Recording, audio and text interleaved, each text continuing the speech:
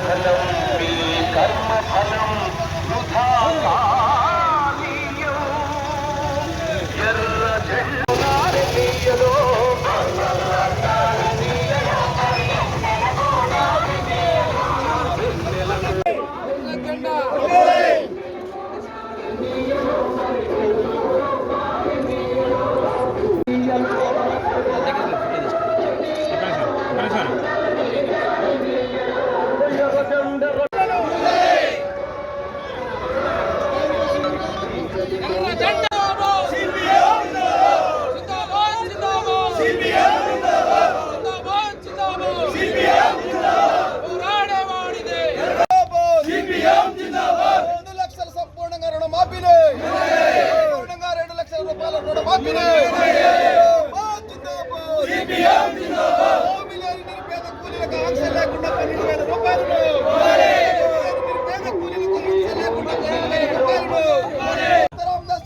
చెరువులు నింపి నీటి సంవత్సరం పథకం ద్వారా ఎండాకాలం చెరువులో నీటి నింపి నీటి సంవత్సరం.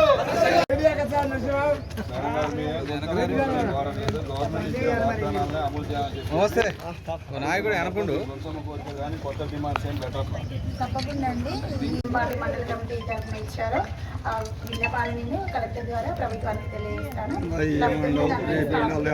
మీరు నేను కూడా కోరుకుంటున్నాను మీ అందరి తరఫున. అందరూ చెప్తున్నారు ఓడదారి రేషన్ కార్డు ఓడదారి బోనస్ ఓవర్లు చెప్తారు, అట్లా కాదు. ఇల్లు సంగతి థ్యాంక్ యూ మేడం. తలకాయ కొంచెం ముందు తాగి మరి నీ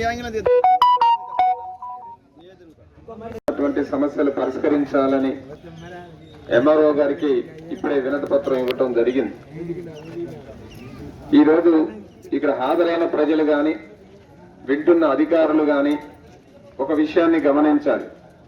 ఈరోజు దేనికోసం ఈ ధర్నా చేస్తూ ఉన్నాం?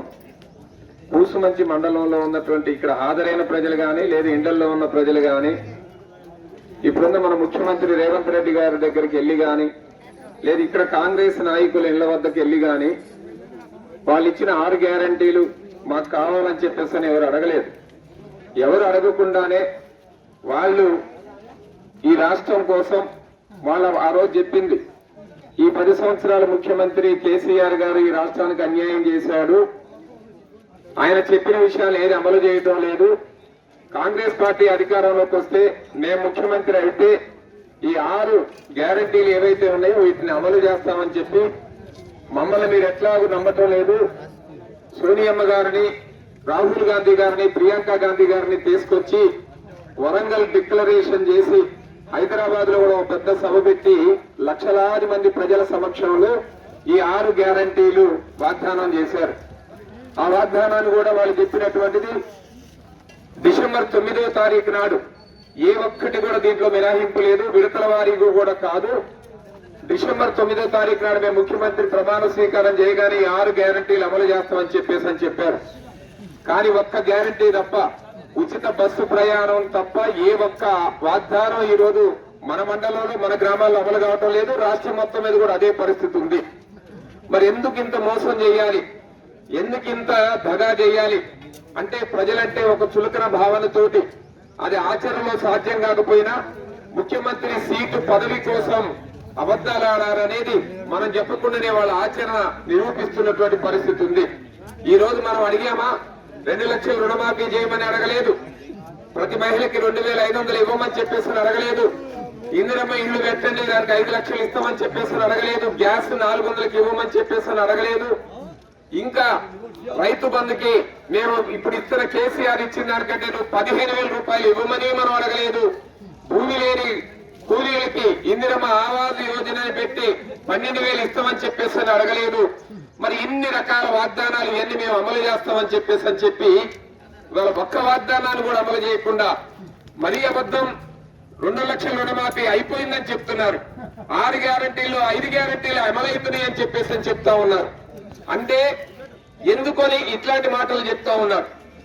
పెన్షన్లు కూడా అడిగారు, ఎక్కడికి పోతే అక్కడ ఎమ్మెల్యేలు ఎంపీల్ని, ఏమండి కేసీఆర్ గారు 2,000 ఇస్తున్నారు, ఆ 2,000 కూడా మీరు తీసుకోమాకండి, ఇప్పుడు తీసుకుంటే ఈ నెల 2,000 వస్తుంది, నేను గవర్నమెంట్ వచ్చినాక తీసుకుంటే ఆ రెండుకి ఇంకో 2 కలిపి మీకు ఆ నెల కూడా అంటే కేసీఆర్ ముఖ్యమంత్రి ఉన్న నెల కూడా 4,000 ఇస్తాను, వికలాంగులకైతే 6,000 ఇస్తాను, ఈ విధంగా నమ్మబలికారు. ప్రజలందరూ కూడా నమ్మారు. కొద్దిమంది పెన్షన్లు కూడా తీసుకోలేదు. అందుకని ఇవాళ 2,000 ఉన్న పెన్షన్ 4,000 చేస్తామని చెప్పేసి అన్నారు. వికలాంగుల పెన్షన్లు పెంచుతామని చెప్పేసి చెప్పారు. ఆ రకంగా ఇష్టం వచ్చినట్టు వాగ్దానాలు చేశారు.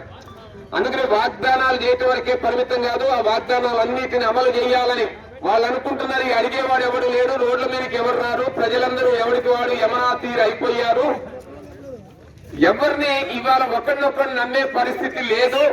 అందుకనే మేము ఇచ్చిన వాగ్దానాల గురించి మళ్ళా అమలు చేయకపోయినా మళ్ళా మీటింగుల్లో మేము అమలు చేస్తున్నాం అని అంటే మమ్మల్ని అడిగేవాడు లేడనే ధైర్యంతో ఇవాళ కాంగ్రెస్ నాయకులు మాట్లాడుతూ ఉన్నారు. ఎవరు మాట్లాడతారో మాట్లాడరు పక్కన పెట్టండి. ఈ రోజు భారత కమ్యూనిస్ట్ పార్టీ మార్కిస్టు ఎమ్మెల్యేలు ఉన్నారా, ఎంపీలు ఉన్నారా, ఇంకో కింద హోదా ఉందా అనేది చూసే పార్టీ కాదు. ప్రజలు బాధలు పడుతుంటే, ప్రజలు ఇబ్బందులు పడుతుంటే, ప్రజలు సమస్యలు ఎదుర్కొంటా ఉంటే ఆ సమస్యలను గలమెత్తి రోడ్ల మీదకి ప్రజల్ని తీసుకొచ్చి ధైర్యంగా పోరాడే పార్టీ సిపిఎం పార్టీ. అందుకనే ఇవాళ రాష్ట్ర వ్యాప్తంగా అన్ని మండల కేంద్రాల్లో మనం ధర్నాలు చేస్తా ఉన్నాం. ఇప్పుడే ఎంఆర్ఓ గారు మనకు మాట ఇచ్చారు. మన వాళ్ళు కొన్ని సమస్యలు అడిగారు, ఆవిడ గారు పరిష్కారం చేస్తానని చెప్పేసి చెప్పింది. మిగతా కలెక్టర్ గారి దగ్గరికి ఆర్డీఓ గారి దగ్గరికి పంపిస్తానని చెప్పేసి చెప్పింది. మేము బహిరంగంగా విజ్ఞప్తి చేస్తా ఉన్నాం ఎంఆర్ఓ గారికి. ఇదేదో ఆషామాషి ప్రోగ్రాం అనుకొని అదే క్రమంలో పిలిచారు కాబట్టి మీరు మాట ఇవ్వాలి కాబట్టి నా పరిధిలో ఉన్నాయన్ని పరిష్కారం చేస్తానని మళ్ళీ ఆ సమస్య కింద మరిచిపోతే ఇవాళ 300-400 మంది వచ్చారు. అదే ఎంఆర్ఓ గారు తన పరిధిలో ఉన్న సమస్యలను మరిచిపోయి నిర్లక్ష్యం చేసి అశ్రద్ధ చేస్తే రానున్న రోజుల్లో 4-5 వేల మంది ఈ ఎంఆర్ఓ ఆఫీస్ ముట్టడించడానికి వస్తారు. ప్రజలకు తప్పదది. ప్రజలు ఆ విధంగా చైతన్యం చేస్తుంది సిపిఎం పార్టీ. ఆ రకమైనటువంటి వాతావరణాన్ని తీసుకురావద్దని చెప్పేసి ఎంఆర్ఓ గారికి మనస్ఫూర్తిగా విజ్ఞప్తి చేస్తా ఉన్నాం. అట్లనే తన